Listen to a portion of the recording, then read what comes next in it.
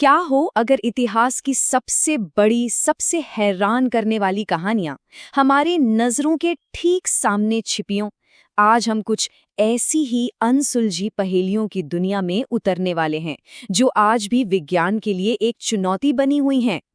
देखिए, हम चांद तक पहुंच गए हैं, ब्रह्मांड के बड़े बड़े राज खोल रहे हैं। पर क्या हम अपने ही अतीत को, अपनी ही धरती की कहानी को पूरी तरह से जानते हैं? कुछ पहेलियां तो ऐसी हैं जो हमें रुककर ये सोचने पर मजबूर कर देती हैं कि क्या हमारी असली कहानी कुछ और ही है। तो चलिए एक ऐसे सफर पर निकलते हैं जो हमें ले जाएगा समंदर की गहराइयों में दबे शहरों तक, ऐसी किताबों तक जिनकी भाषा कोई नहीं जानता, और उन विशाल इमारतों तक जिन्हें बनाना आज की टेक्नोलॉजी से भी नामुमकिन सा लगता है। हमारी खोज शुरू होती है उन स्मारकों से जिन्हें हजारों साल पहले हमारे पूर्वजों ने पत्थर में तराशा था। ये सिर्फ पत्थर की इमारतें नहीं हैं, ये वो रहस्यमयी संदेश हैं जो वक्त के पार से हमसे बात करने की कोशिश कर रहे हैं। जरा सोच कर देखिए, आप जापान के पास समंदर में गोता लगा रहे हैं और अचानक पानी के नीचे आपको पत्थर की बनी विशाल सीढ़ियां, चौड़े रास्ते और एक पूरी की पूरी संरचना दिखाई देती है। ये कोई कुदरती चट्टान नहीं लगती, बल्कि एक डूबा हुआ शहर लगता है। जी हाँ, यही है योनागुनी मॉन्यूमेंट का हैरान कर देने वाला रहस्य। लेकिन जो बात इसे सच में चौंका देती है वो है इसकी उम्र। माना जाता है कि ये करीब 10 से 12 हजार साल पुराना हो सकता है, मतलब मिस्र के पिरामिडों से भी हजारों साल पहले का। उस जमाने में इतनी एडवांस्ड इंजीनियरिंग किसके पास थी?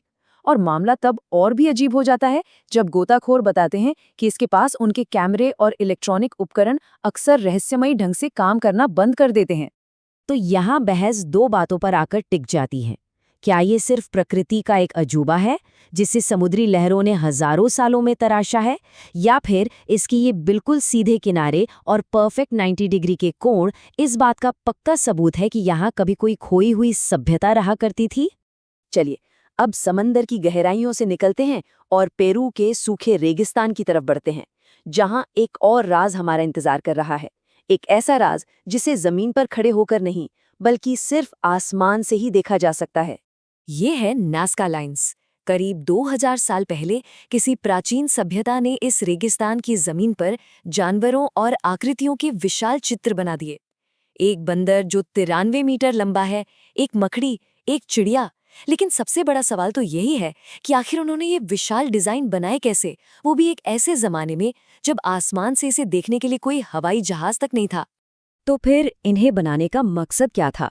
कुछ एक्सपर्ट्स का मानना है कि ये एक बहुत बड़ा कैलेंडर था जिससे सूरज और तारों की गति को समझा जाता था। कुछ कहते हैं कि ये सूखे रेगिस्तान में पानी के देवताओं को खुश करने के लिए बनाए गए थे।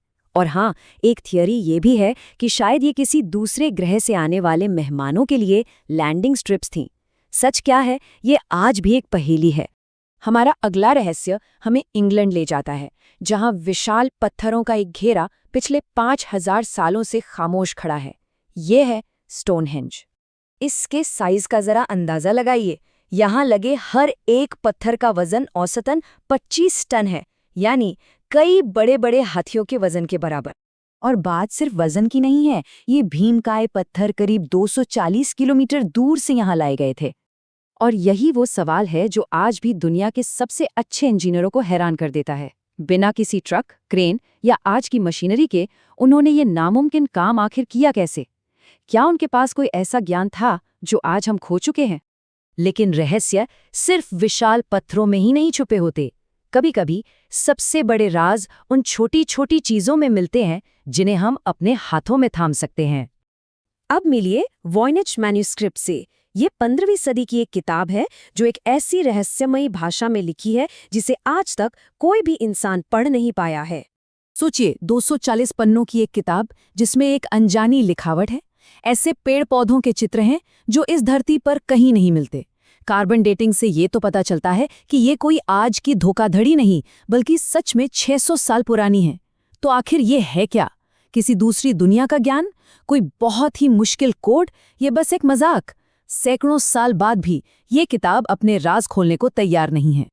दुनिया के बड़े बड़े कोड ब्रेकर्स, भाषा के एक्सपर्ट्स, यहाँ तक कि सबसे एडवांस्ड आर्टिफिशियल इंटेलिजेंस ने भी कोशिश करके देख ली, लेकिन सबके सब फेल हो गए। और यही नाकामी इस रहस्य को और भी ज्यादा गहरा बना देती है। हमारा अगला और आखिरी रहस्य शायद इतिहास का सबसे ज्यादा विवादित कपड़ा है। एक ऐसा कपड़ा जो विश्वास और विज्ञान के बीच की लकीर को धुंधला कर देता है। ये है ट्यूरिन का कफन। यहाँ विज्ञान और विश्वास बिल्कुल आमने सामने खड़े हैं।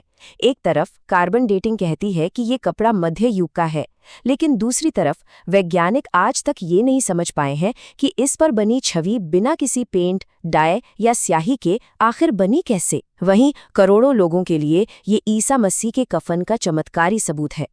तो होता क्या है कि हम जितना इन रहस्यों को सुलझाने की कोशिश करते हैं, उतने ही नए सवालों में उलझते चले जाते हैं। हर जवाब के साथ एक नया और भी बड़ा सवाल खड़ा हो जाता है। और ये तो सिर्फ कुछ नाम हैं।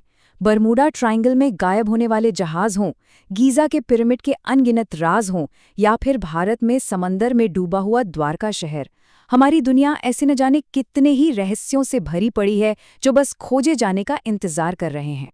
ये पहेलियां हमें बस एक ही बात याद दिलाती हैं कि हमारा अतीत कोई बंद किताब नहीं है।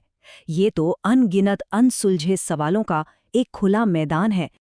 तो अंत में एक ही सवाल बचता है, हमारा ये अतीत आखिर है क्या? सिर्फ एक पहेली जिसे हमें सुलझाना है, या फिर उन भूली बिसरी सभ्यताओं की तरफ से एक चेतावनी जिनकी कहानियों को हम शायद अब समझना शुरू कर रहे हैं? इसका जवाब शायद अगले रहस्य में छिपा हो।